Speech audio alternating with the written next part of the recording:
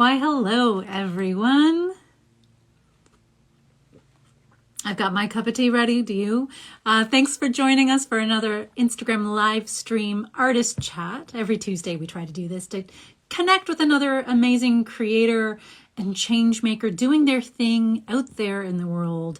In spite of some very strange and uncertain circumstances, we love chatting with folks who are just creating fearlessly and making our world a more beautiful, vibrant, meaningful place to be by doing so. Today, hello everyone, welcome. Today we are talking with someone who I know from the community, an artist. I suppose you could describe them as an interdisciplinary artist, someone who creates many things in many different ways. And recently, I've always known that they were a musician, but it's only of late that I've kind of discovered their music as they start to share it more broadly. I'm talking about Maurice Music on Instagram. Folks from the living room might know them better as Jessica, and I think they're out there. So you know what? Let's invite Maurice Music on and let's have a chat. There we go.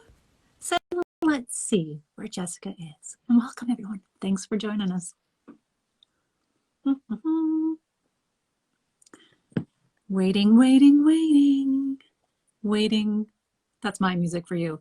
I'm not as polished as Jessica / AKA Maurice Music, but if you haven't followed them on Instagram yet, I recommend doing so and checking out their latest single, Jewel. There are links on Instagram and oh, hi, there they are. Let me stop blabbing. How are you? I'm great. So how are you today?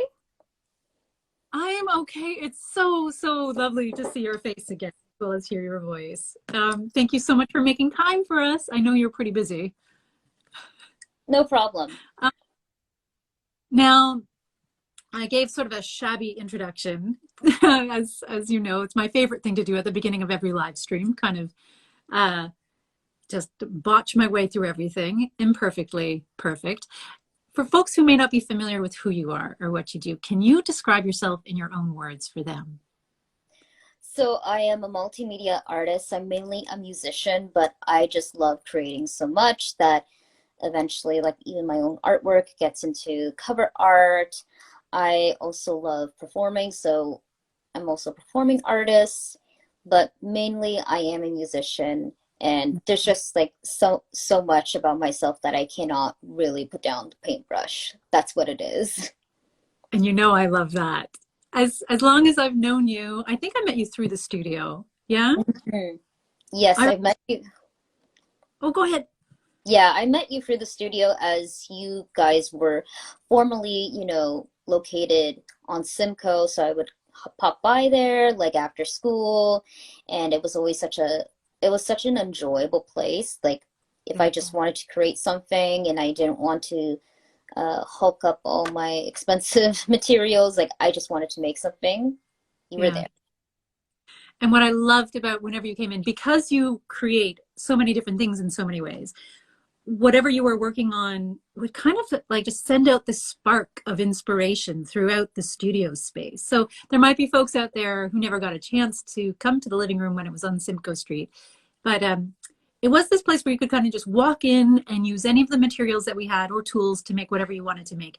And of course, that included a piano. We had some guitars and a ukulele. And they will be coming back in the Mobile Archive. Well, maybe not the piano. We haven't figured that one out yet. Wait. There are plenty of interesting ways to put a keyboard in a very small portable home or home space. So you have a bus, there might be a little bit of space maybe for a keyboard, not a full piano. Okay. We've got to talk. I think you'll be a resource to us in the future for sure. But yeah, just that note of you being in the space, and this would happen with other creators as well, but people looking at what you were doing, whether it was jewelry making or whether you were making crafts, little rewards for some of the students that you were working with, because you're also an educator. Yes? Yes. I am an ESL instructor, and I've been doing it for over 3 years, and it came in very handy when the pandemic hit because everyone was just indoors they had nothing to do, so they were booking. Like I worked with various companies, like all sorts of international companies, and Oh, doing wow. it. But I love doing it because it's just enjoyable for me. I also did like miniature making, but I don't think I'm gonna return to it too soon because it costs a lot. Like this stuff ain't cheap. This stuff ain't cheap. This is like a polymer clay fruit cake. It's pretty realistic. It is. That's extraordinary. So yeah, so many different.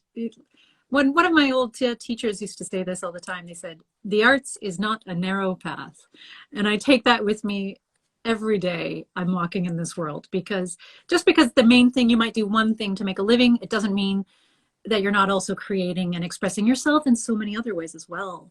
So I do remember you being very musical in the space. I even remember you once trying to guide a group of us in a choral rendition, or no, it wasn't a choral rendition, it was a kazoo rendition of a song. Do you remember that? Oh yes, I remember that submission too. That was about like 2 years ago, I believe. Yeah. Pre-pandemic, like definitely 2 years ago. And it was just like a spontaneous moment. It like we had a lot of spontaneous moments over at that studio. Like we just decided to do something, and you're like, "Oh my goodness, Jessica, you are a musician. You can totally, do this." Um, and I had no problem with it. And it's just a kazoo, so no harm in botching up that instrument. Basically, you just talk through it. And I do still have hopes for folks who are out there wondering. I dream of a kazoo choir one day, and I think we can do it. I think we can do it. Uh, but we were really lucky to have you there that day. And you know what? Right now, I would love to learn more about since that time. So much has happened, and you have obviously, taken this time to, take care and tend to that artist heart of yours and let it grow and flourish.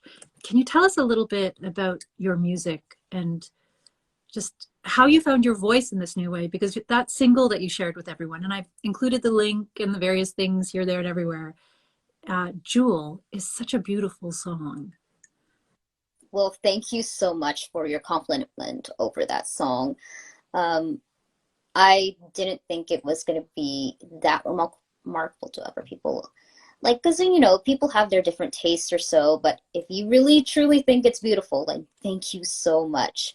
So what got me on Jewel was, of course, it's in the chill-fi genre. So are you familiar with chill-fi?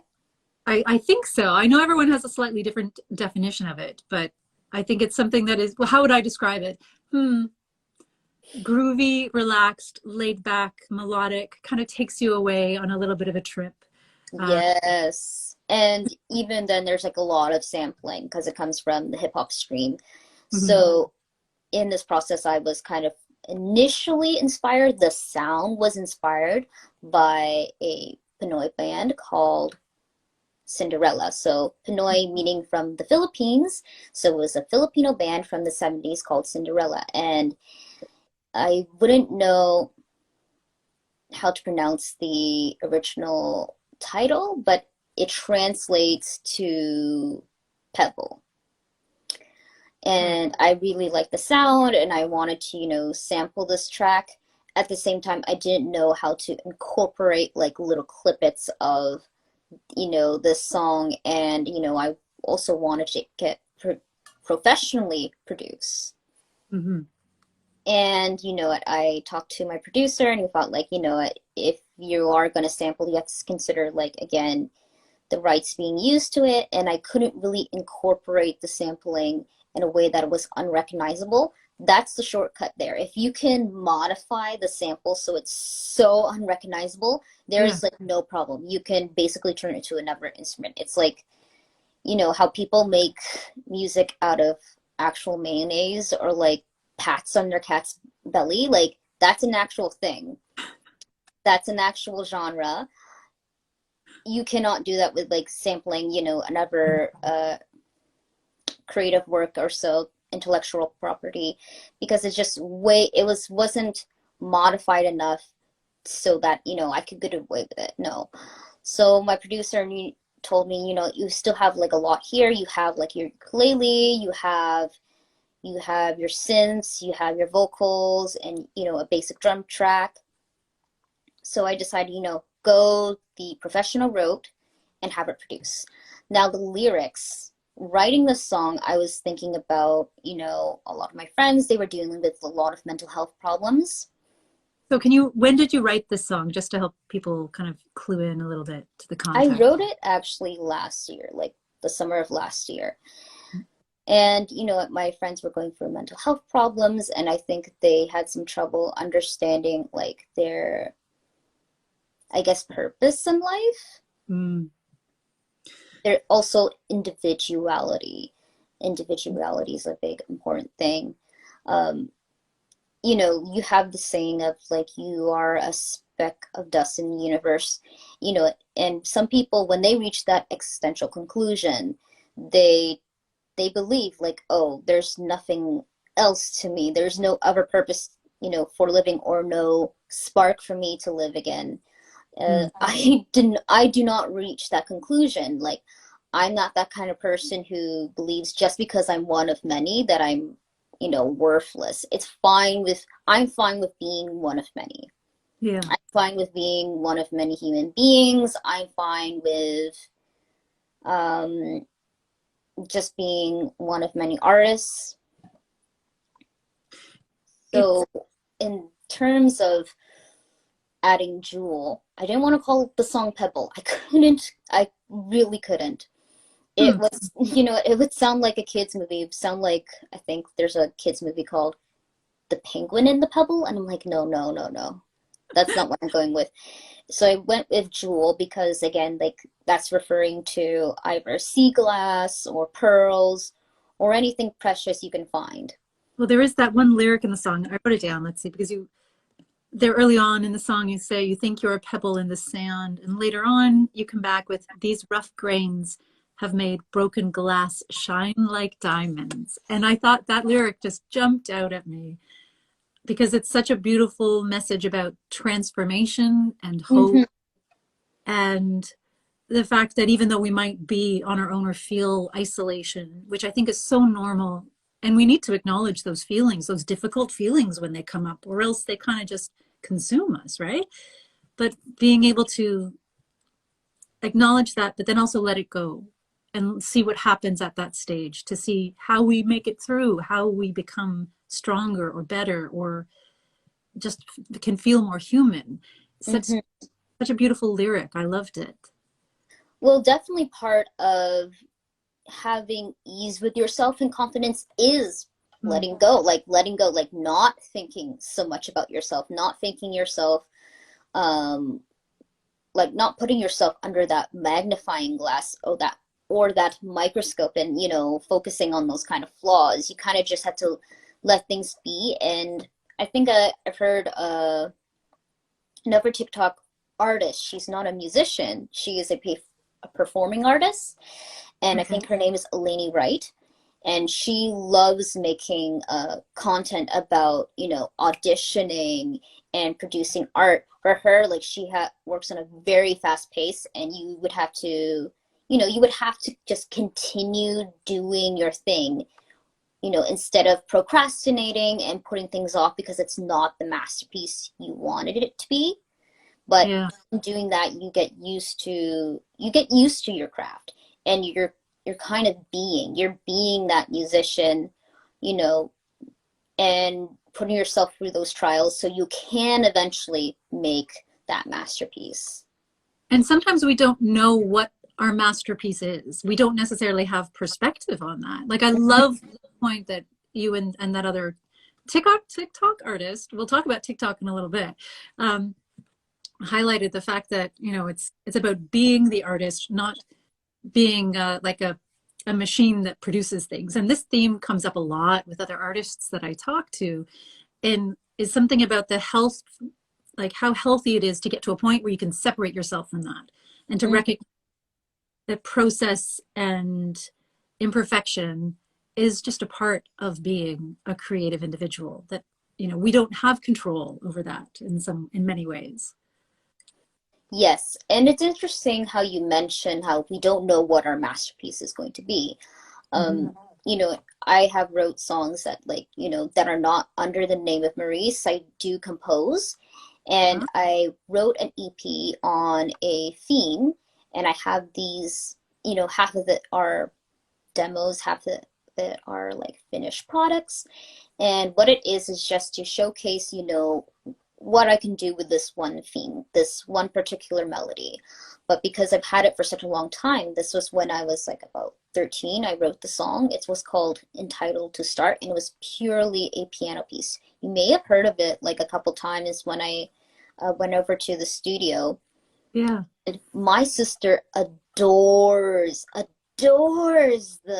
song, but I know in my heart, and I also know from feedback that it's not everyone's favorite. It's not, you know, it's not as enthralling to other Mm. people as her. Like I've heard like, positive feedback, but again, to her it carries like a very special meaning, and it's like, it's fine if it's not recognized as that masterpiece, but there is some sort of value to it, and it's like maybe for some listeners who are those kind of listeners will find something of value of it, and too. So yes, and I'm preparing like that aspect of my artistry, that or artist profile, more for uh, movie scoring, like Mm. whether that is like a feature film or like a full length feature or short film.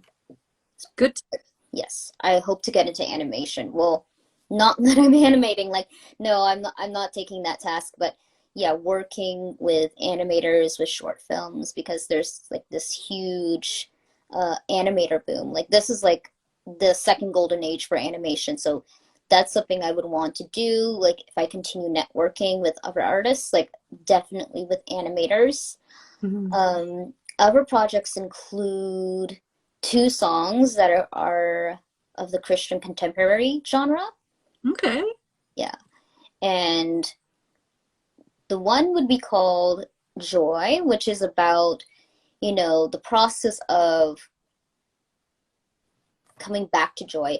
And I find that joy as an emotion is actually a lot more recursive than linear. That's the funny thing. That's what teachers say about like writing. Like you should be teaching kids that writing is recursive, not a linear process only. Can you explain a little bit more about what that means? It means that it goes through a cycle. You have to kind of put your writing and your drafts into a cycle, or at least your thought process, or Okay. any version of like whatever essay writing or composition you are doing, like you're creating. And I find that even applies to joy, because like we're not happy 100% of the time, and we don't climb this mountain to where, a point of our lives in which we're so immensely happy. Like we've arrived. It's It's like, happiness. yes, we arrived in happy land. And again, this is a spiritual song, so there Mm. are mentions of God, there are a lot of mentions of him just being present, and they're also like admitting those moments in which you are just not happy, like you are allowed to admit that you are not happy. Yeah. For me, regarding like mental health and spirituality, like Hmm. it's very difficult, because I wouldn't say that like I wouldn't have the same experiences of other people of my faith, in which like, if they found God, like that takes them out of depression. It's more of like me understanding who I am, and kind of like deciphering what values I don't uphold and what values are actually healthy values, where we would find that in, the Bible or the church culture, and things that are just not working for me, things that are not making me happy, thought processes that are not making me happy. And I do find this kind of like a very important journey, because like if I continue down this path, I don't think I would be part of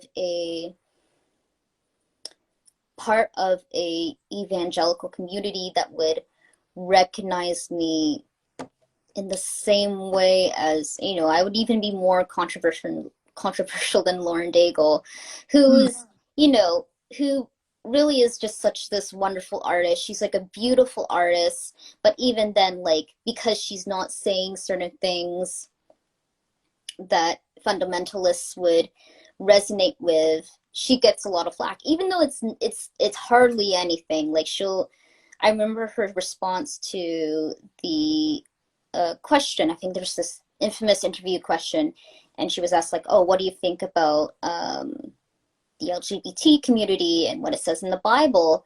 And she gave, her sincere answer: "I don't know, but I have a lot of, friends and people in my community, like her fan base, who are in the LGBTQ community, and she loves them. Like, she just loves them dearly."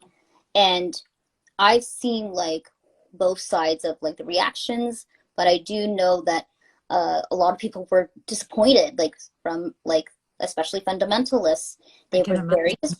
yeah, they were very disappointed because they expected her to, know the Bible verses or reference them and like, her stand herself on those.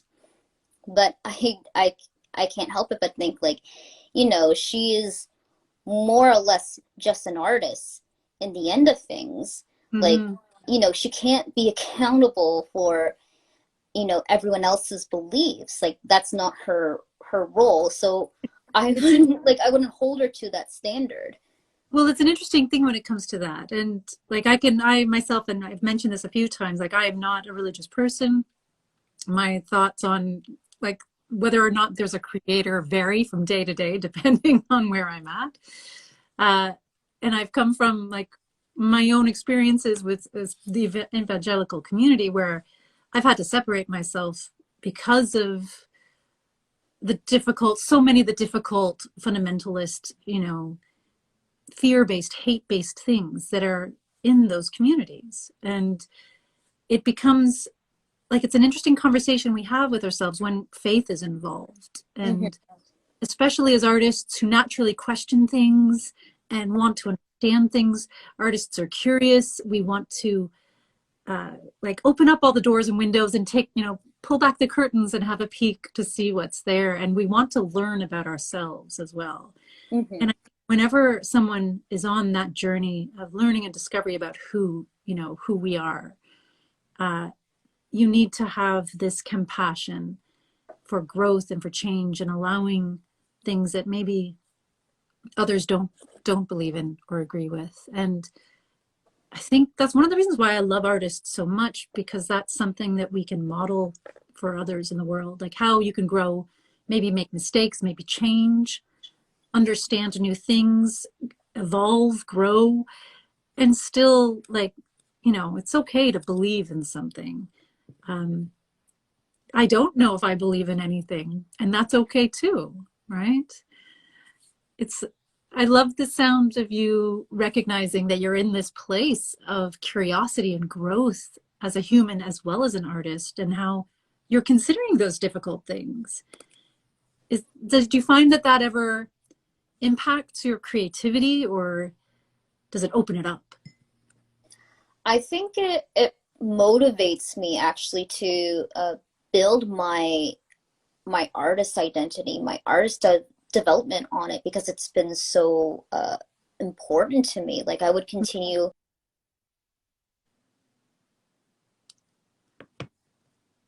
Oh, I've lost you. Hold on a second. Oh, Big, there big you're back. picture of who I am. Yeah, there was a call. Yeah, someone has been trying to call me. Like, yes, a family member has been trying to call me, and so unfortunately, I wish I could have told them, but they kind of just also disappeared on me too.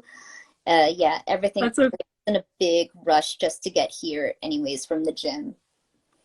Oh, well, I thank you. And you know what? On that, we have Brooke Victoria, 1997, who's saying, art, I find, teaches you to grow and learn, and there's no boundaries to art, which, again, I love that. Thank you, Brooke.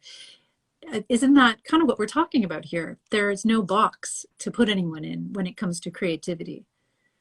Yeah, there are no boundaries to art. There are only, I guess, like personal boundaries in which you are Mm. viewing it. If you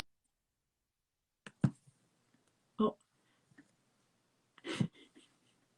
off the TV, turn off the radio, look away, walk past it, um, it's something that you would understand about oneself. Like mm. even if there's anything that like really pushes my boundaries when it comes to art, I think was Justin Roiland's like short films, and I think when he was in animation, he just wanted to create like these ridiculous, plotless, very shocking, grotesque, animated flash animated shorts, and it was just like absolutely ridiculous. And he knew he was being absolutely ridiculous. He wanted to, I think, push the boundaries and say, like, am I going to get expelled for this?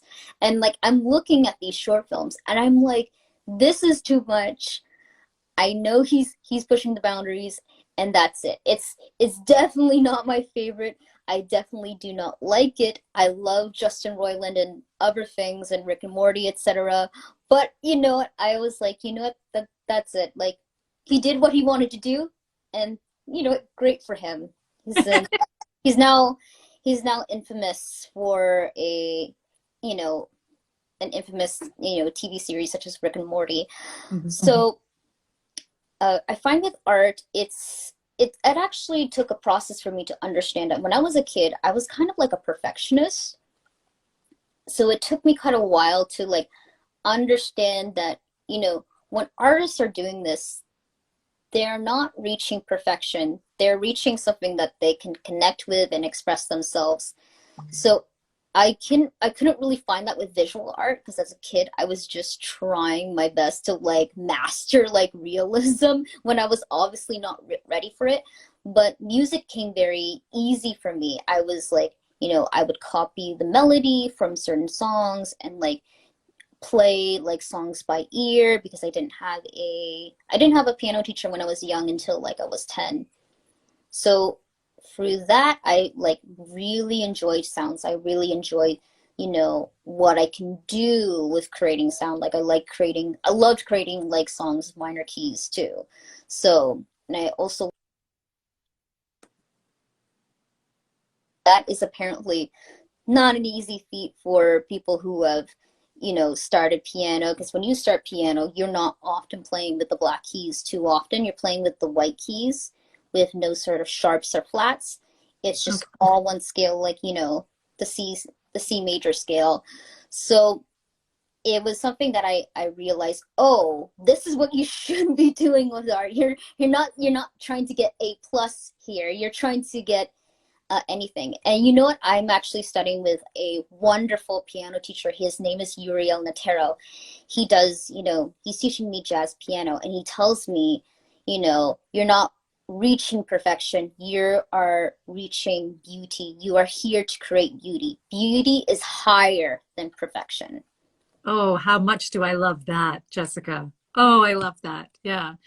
That beauty, that flow, that place where you feel good about what you're doing. And it doesn't necessarily matter what anyone else thinks. Oh, that's lovely. I like that. Um, when I hear you talking about music, it seems like there are a lot of important people in your life, family members or mentors like your teacher who've kind of guided you along. Uh, who do you think, like, well, perhaps this is where to start. It seems like you started creating when you were very, very young. When did you first realize that you were an artist? I think I was 10 years old, and I don't think I wrote complete songs yet. Maybe I would just kind of do things a little bit more abstract. Okay. But I noticed that, if there was a song I loved so much, and you just worked so hard to making it sound good, like Mhm. you realize, this is what I want to do. Like I would love like anything from the romantic era of European music. So that would be from Beethoven to Puccini, I believe. And then, because I would consider Tchaikovsky like neo-romantic, which is a little bit after that period. You know what? I also like neo-romantic like music. What am I like telling myself? I love like very flowing melodies, very lush melodies, very simplistic harmonies, but also I think that era was very interesting because there was, you know, there was this kind of duality of the city life where, you know, you would be in Paris or London or Moscow where everything's going, like everyone's meeting everybody, everybody's socializing with everybody. You know, there is such things as a nightlife back then. And then you would also have the other side where, you know, the pastoral side where you got artists such as Chopin and Liszt who were so inspired by their, you know, their folk music, and they incorporated that in their pieces too. So, you know, I really loved, you know, that genre of European music. So, you know, I would be trying hard to just master those songs. And in that, you are still an artist. Like, you know, not all artists, you know, are focused on creating original work. Sometimes they're just reworking or like remaking, covering like other pieces, and that is an artistry. That there's reasons why they pay good money. People pay good money to hear, you know, concert pianists do their interpretations on these pieces. It's what it is.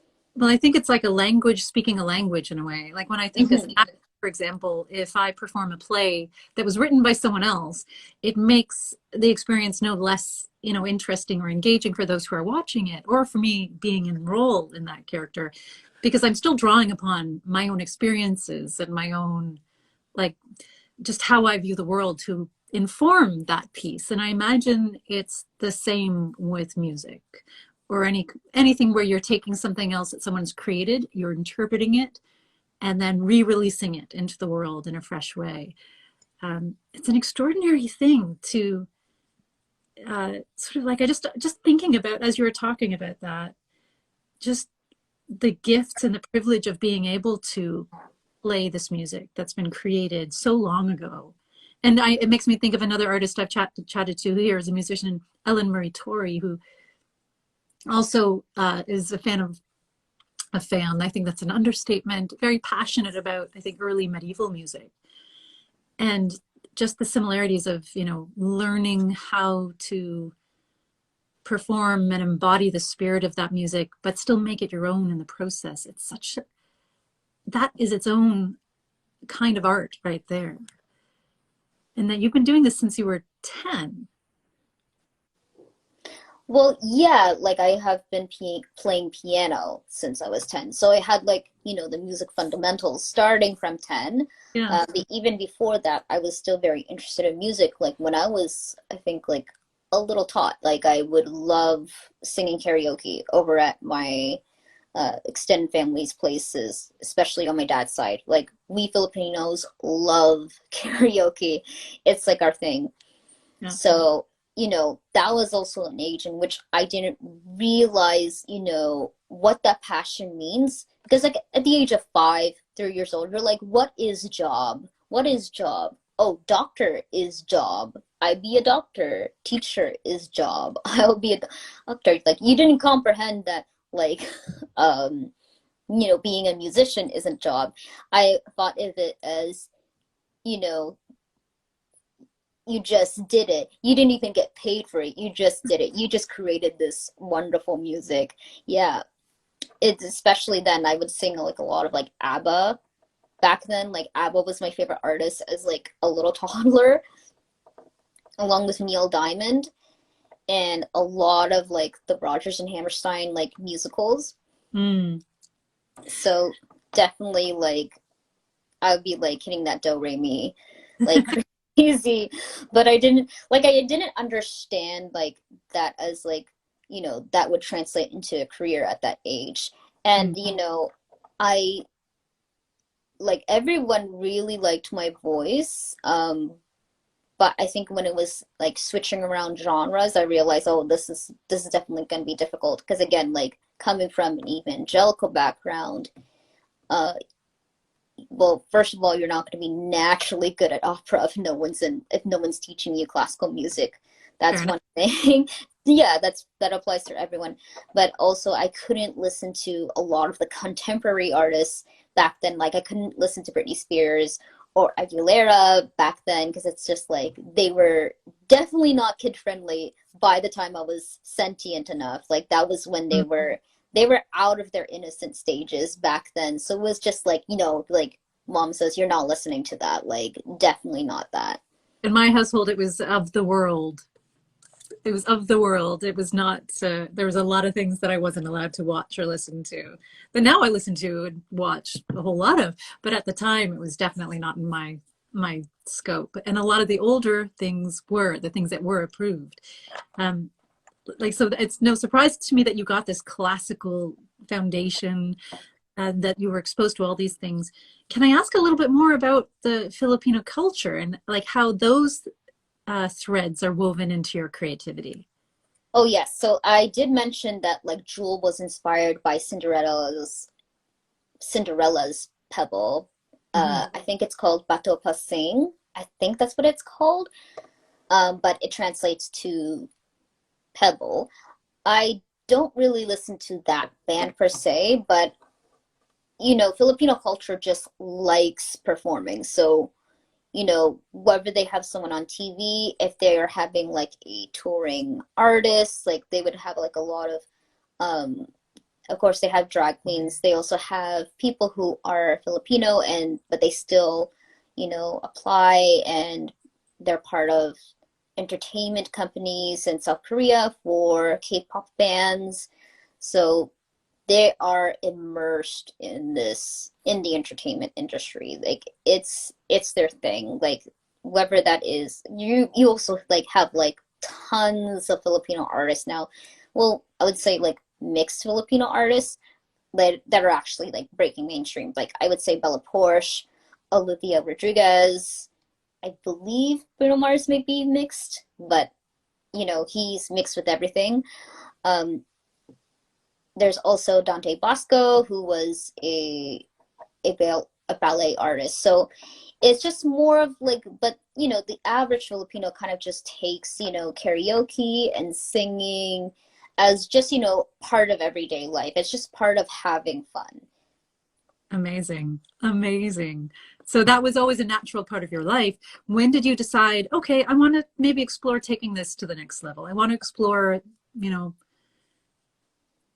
what if I did this as a career? What if? Have you come to that place yet, or are you still considering? I know I have come to that place, but I came to that place at the age of 13, but at the same time, like, I didn't really understand or I didn't know my resources, like the best way to navigate my resources. And you know what? I thought like, I was going to go to school and become a lawyer, so study, study, study. And then I realized, you know what? I would not want to be a lawyer at all. So, that was a big shift in my mentality. Um, but it took me quite a while just to like be at ease at myself and realize, you know what, I am a good performer because I think that was something I was very hard on myself. Like, oh, I'm not this kind of performer, Mm. not realizing that gajillion performers are fake it till you make it. You don't even know half of the faking. Well, I think part of that creative process is believing in ourselves enough, no matter what kind of art it is you do, but believing in yourself enough that you it allows you to build a bridge over that self-doubt or that inner critic, whatever it might be, enough so that you can continue working until other people begin to recognize and resonate with what you're creating, because it's only that, isn't it? There's no reason why each of us can't be creating art whenever we want to for whomever we'd like. I wonder though, and maybe this will take us into that TikTok conversation and the influence of social media on the sharing and the audience building, the relationship building. Like, is it because part of what artists consider success is being at a certain level? Like, you're only a success if you are a celebrity or if you have a zillion followers on TikTok. Um, I wonder about that sometimes, if that is becoming this huge barrier to people really learning how to express themselves authentically. I think it can be. I do notice that TikTok can actually be very odd with its algorithm on what becomes popular. Mm. But I don't want to like have that deter me completely. So like one of my TikTok series is actually uh it's this songwriting exercise that I have for myself. So I have these story dice. So if you know what Rory story cubes are, I actually can go get them. Oh, They're if you want to, right. yeah. I, I'll just, I was actually thinking about those dice this morning. It's so odd that you bring them up because they are excellent tools in creating. And for folks out there, if you haven't heard of them before, check them out. They're pretty cool. All right, let's see the dice. I haven't seen them in a long time. So I have so these dice have like pictures on them, and what I do is I roll them, and whatever picture shows up, I write like either a full song or a snippet of a song based on the image. So in that process, in that series, I realized so many different results, so many different results.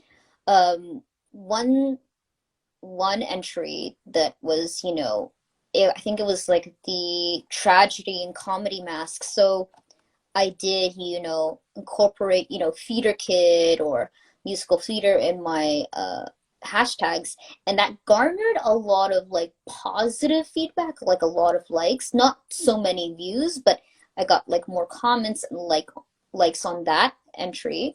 And I think it's because it did connect with a certain community. At the same time, there was another entry which I had trouble uploading, and it got like very minimal views. But that particular one, I think, was called Trees. I loved it so much. I filmed it nicely. Like, I liked the colors and the background that I used for it. It was so beautiful to me. But again, like, zilch on the algorithm, zilch on the algorithm. And I'm like, why? Why? I it's not, getting popular. It's just that, I can tell from myself, like, wow, this is a song that I would finish and put on an LP, like an extended play or anything, like any sort of collection. It's just so beautiful. Like, I would definitely put that in like an EP that I would create. But it just didn't garner a lot of views, and it could be the deleting, but I was like, something I could recognize and be happy. It's beautiful. It just doesn't translate to being popular. And it's like, that's what you have to deal with, like as an artist. But it still doesn't mean that that song isn't extraordinary. It might just mean exactly like an algorithm blip that changes how it's distributed or shared. How do you protect your heart against the weirdness of that world and having this algorithm out there that is controlling things to a certain Oh extent? yeah, I had to just to keep it simple, I just had to be like feel good about my chin because like the angle in which I had to film most of my things in this angle where it's just a little bit below, I had to convince myself like, what, my chin is a beautiful chin. I'm not bloated. I'm not gaining weight on my face because that's the last place you get actual body fat on your face. Like I had to convince myself, my chin is okay. It's my chin is okay. It's not the chin. It's it's not the lower half of my face that's destroying things. Yes, So no. it's more of like keeping my self-confidence and saying to myself, I am not ugly, and any sort of ugliness that I may be perceiving is not the reason behind, the video performance or like the distribution of the video. It's or the analytics, like it has nothing to do with that. It's just like really me like pet talking myself. um I Mhm. really just try my best to see like what works and what doesn't work. And I do notice like, I like connecting with a specific community. I like connecting with, again, the theater community. I love connecting with the vintage fashion community.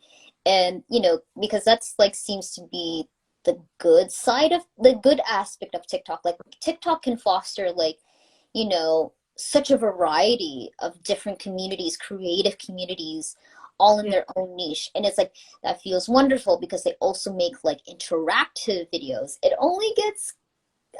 gets like I don't find it interesting to be popular because it's like you kind of lose, you know, what made that community, like you miss that world of like being part of that community that like just learn to being together and learn playing with each other. So it doesn't faze me at all being popular though.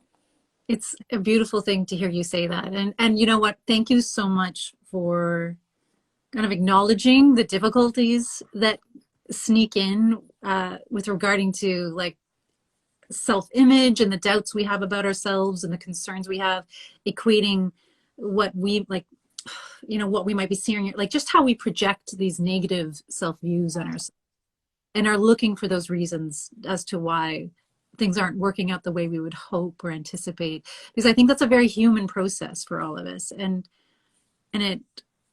it's good to hear yourself talking back to that and saying, no, I am beautiful and this is good work.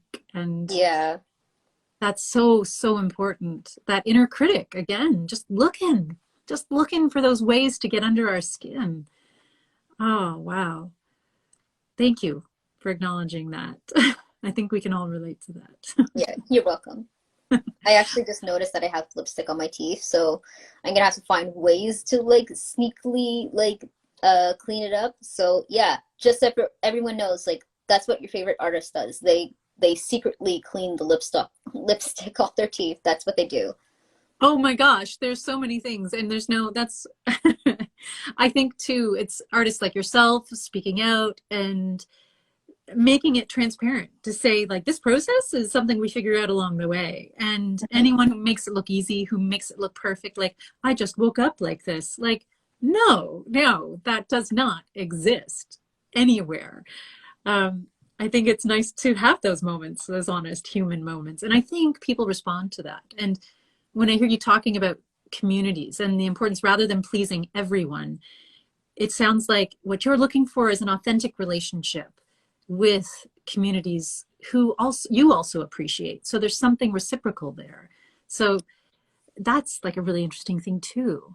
Yeah, like even then, like I think I used to be afraid of approaching like artists that were of course like more successful or more established because Mm. you know you're afraid of that kind of divide. They're afraid of, you know, like maybe you question yourself like maybe I'm jealous or maybe I don't like this or maybe it's just, you know, or maybe they won't like me. Mm. I haven't really experienced that over on TikTok. There is this other TikTok musician called Sincerely X Miranda, and she is a rapper. She is fantastic, and like she's just gaining traction so far. She got her profile featured in Times Square as, you know, artist of the North for hip hop. Cool. And you know what? She is just so determined to getting to where she needs to be. And you know, she's not like rock star famous. Like she's nowhere as, you know, popular as Kid Leroy or Justin Bieber, you know, of course. But even just like her artistry in itself really speaks for it. You know, it speaks for itself. Like I would say she would be like, you know, you are that person. And you know, I commented like, you know, in one of her videos, she was talking about, you know, her artist journey from last year to now. And she Mm. says like, you know, she's working to be that person. And I'm like, and if anyone doubts me, like, you know, I wouldn't give up. And I said like, no, you are that person. Because I think like, you know, in my perspective, like she could definitely land even a bigger deal. Like I think she could be on the ranks of Party Next Door and Drake because she's just worth it. Well, Party Next Door and The Weeknd. So I think one of the things I also love about you is just how much of a fan you are. It's not just about you. You also love other people's music and their artwork, and obviously it's just such a lovely thing to share that, to not be shy about letting people know when you appreciate what they do. oh yes, like even like I do find it, like, I do find that like even artists now are able to, like the younger artists, I think it's just learning from the mistakes of the past, such as like what Olivia Rodrigo did. She just steered away from the context that would, instantly pursue the Disney Channel artist. So Mm. her thing was that she was pursued by Hollywood Records, but I guess she worked with other producers. Oh man, I forgot her label.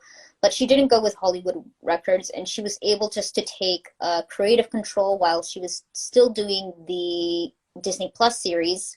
And, now she has like a hit album, and it's like, you know what? I also listened to that album and I recognize there are choices that are a bit more sincere. Like, I don't think she's a grand master of, you know, having decisions that just, come, like, I don't think she's like being Einstein about this either. Like, she's, writing very simplistic songs about heartbreak, but I do notice there is still like a individuality, just something that just clicks a little bit more than, the artist, the teen artists of my age.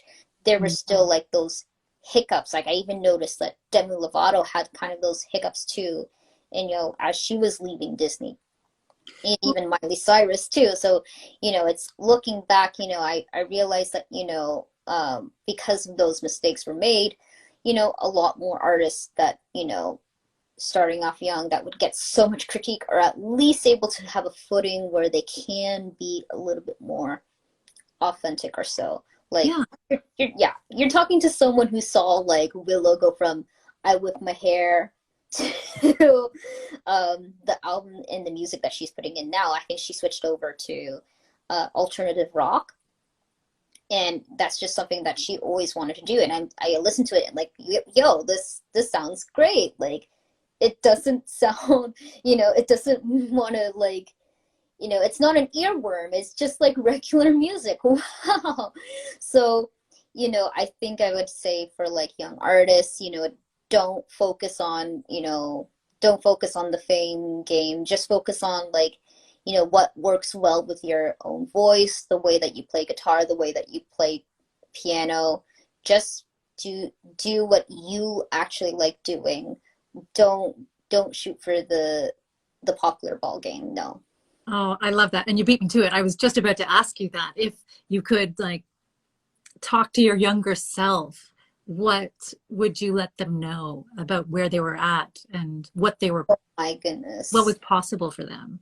I would have to give the younger self so much positive encouragement because I needed it. The younger self, I was so hard on myself as a teenager. Partially because like I wasn't, able to go anywhere. Like, I lived in a very small town with very few venues. I guess like you would only have like, the country fair and like some local talent shows to kind of express yourself. But that was pretty much it. And, it was like a lot of country artists too. Like, everyone liked country. If you're in the country, people are gonna like country music. So that wasn't the case though. Like, it wasn't just like, the lack of a community to connect with. It was also just like my confidence. Like, I didn't believe I was a good singer back then. And, I would tell you like, little Jessica, people love your voice. People love your voice. Yeah. Like, I would say, just quick mention, my siblings, like, there are two siblings I have who do not like my voice. Well, my brother likes it. He just doesn't like hearing it every day, so he doesn't have to hear it every day anymore, so he's fine. My sister will just say like, no, your voice does not translate into the music that I want to listen to. So That's honest. That's some honest, harsh feedback. yeah, and it's dealing with that. It's dealing with, having, not that instant or, those people close to you giving that kind of encouragement. So I would give my younger self like tons of encouragement, like just oodles and oodles of encouragement. I would also tell them that like, you don't have to be a belter. You don't have to belt everything. You can have some songs and some moments where you're just middle range with your vocals, and that would be fine. because that was a big thing back as a teenager. That was when like yeah, Adele and Amy Winehouse. They Mm. were like, the big things coming out. Also, Christina Aguilera when she was in Back to Basics. Like, oh my goodness, her vocals were just, that was her prime age. So it was very popular in Beyonce, like very popular to be like that diva belter. Yeah. Um, I love those artists, like I really do. But I had to like, I look at myself and say like, okay, what is the music you actually want to write? Mm. And, you know, how would your vocals suit that instead? And it's like, you have a, like I realized, oh my goodness, yeah, that's the case. Like, if I want to sound like that, like, am I gonna make the music that matches that kind of voice? Well, I cannot write Back to Basics. Like Christina already took that album. She already got that as her trademark, her landmark, her masterpiece. And I'm not gonna get Beyonce's writing team either. But Maybe you don't need their teams. You've got yeah, you. I got myself. But it's also like if you're taking it from the ground up, you realize what's even more necessary for storytelling. I love how like one of my former vocal teachers, her name was like her name is Larissa Fraser. She actually lives down in Oshawa, and she was helping me with a lot of my theater auditions. And she told me like, think more of like the expression, like using the dynamics thoughtfully than just being loud. Yep. And not that I was so loud when I was kind of amateurish. It was just like I wasn't using the certain techniques to be the most expressive or the most effective. But I get what she means when she says just loud, because I guess like a young amateurs, if they're just even with little kids that I have, like when I teach ESL, to them loud is positive. Loud, because like loud and quiet are opposites.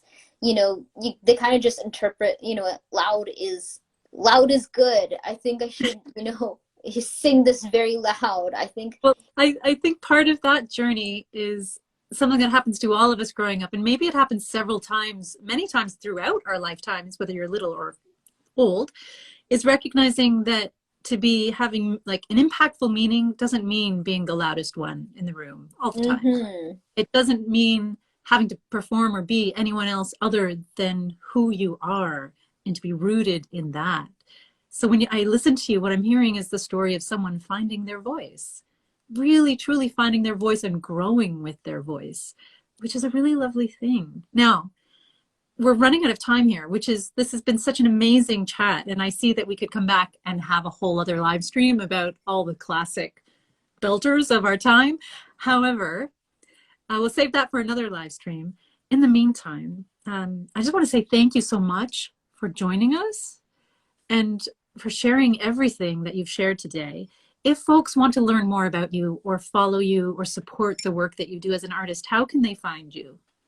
You can find me on my Spotify page. So if you have Spotify, like I do have an artist profile, so I do have a couple tracks on Spotify. You can also, look up my real name, Jessica Carmello, if you want to listen to my more instrumental stuff with, minimalist, like scoring. If you like film scoring, definitely check out Jessica Carmello.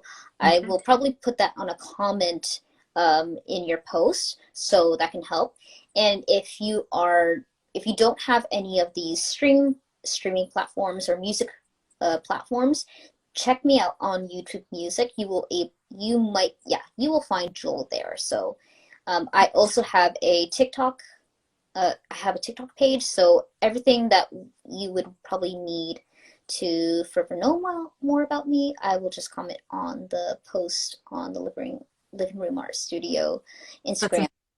But Mary, thank you so much. Thank you for inviting me because I've known, you guys as a community. And I just want to say thank you for everyone that I've known through the living room. I hope you're doing well. I hope you're doing fine and that you're keeping afloat in such a hard time. And I hope to see you guys sometime soon. I'll know it. I hope to check out the bus. What's going on with the bus? Where's the bus? We're running out of time. Okay, we'll have to chat again and keep an eye out on the Facebook page and stuff for information about the mobile art hive. It's coming your way soon, Jessica. I promise. Yes. Okay. Right. So thank you very much. Have a wonderful day. Thank you so much for joining us. Bye. And what a lovely chat that was, but we are running out of time. Huge thanks to Maurice Music for joining us and being so open and honest about their work, their creative process. And thank you all for being here too. Hello to everyone. And goodbye to everyone. Until we can connect and create with one another again in person, I look forward to connecting and creating with you right here online. Thank you for being awesome, folks. Take care, stay safe, and remember that we find our voice as we go along the way, okay? Love yourself and do your best to talk back to that negative inner critic whenever it makes its head, whenever it pops up in there. You're worth it. And you know what? Your voice does matter and it is worth being heard. Okay? Bye, folks.